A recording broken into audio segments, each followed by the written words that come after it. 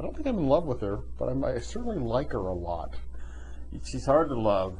Yeah, she is. Well, maybe I do love her, but there are times I definitely don't like her.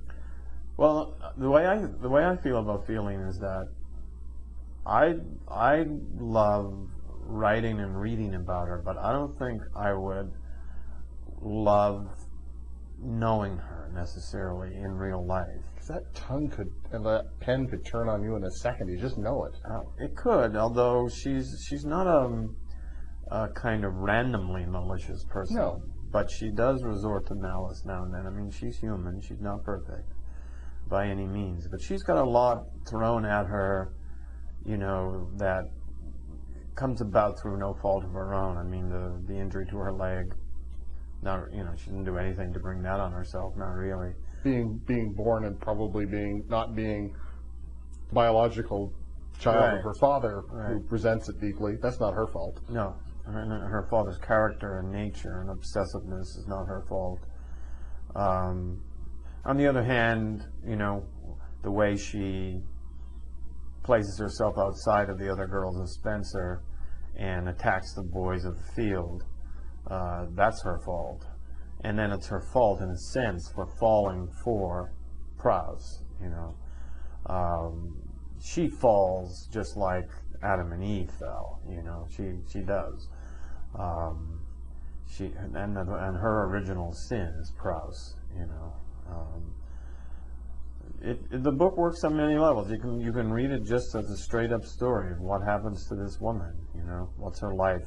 What was the life she was leading off stage in Colony? When Smallwood was on stage doing all his great things like walking across the island, and Fielding was nowhere to be seen. Then suddenly shows up in the least expected place. Hey, that's amazing. Now we know how she gets there. Now we know how she gets there, and we also know that it wasn't her who saved Smallwood. Yes, which I thought was interesting. I wanted to grab Dreams and go back and go and did Smallwood see the Smallwood label on the shoes? Or is that in there? Have you fiendishly planted this way ahead?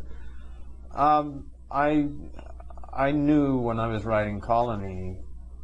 Let me put it this way: I knew when I was revising Colony, not in the first draft, but in the last draft, that I would write another book about Fielding.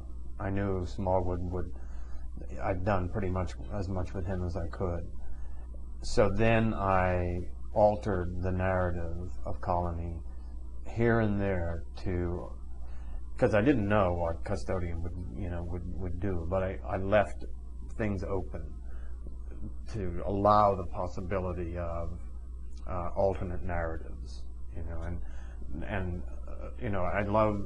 I love the snowstorm scene on the Bonne Vista, and it's a perfect scene to allow for ambiguity because you can't see a thing.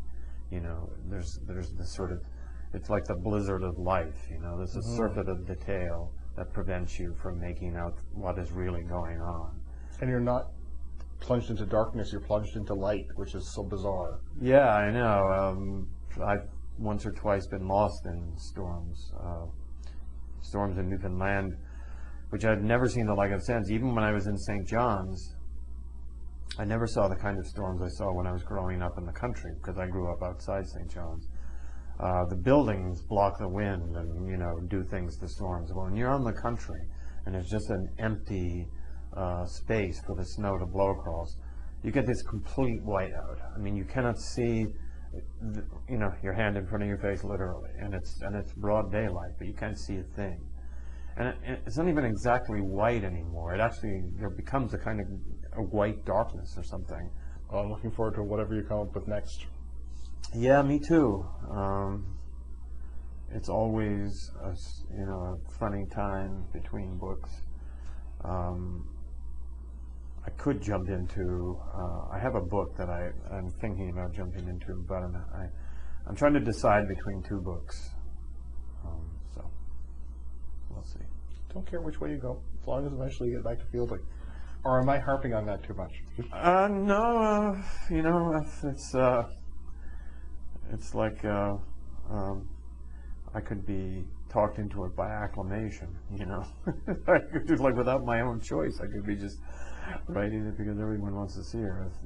If that turns out to be the case, that would be great. The book is The Custodian of Paradise. I've been speaking with the author Wayne Johnston, and The Custodian of Paradise is published by Knopf Canada.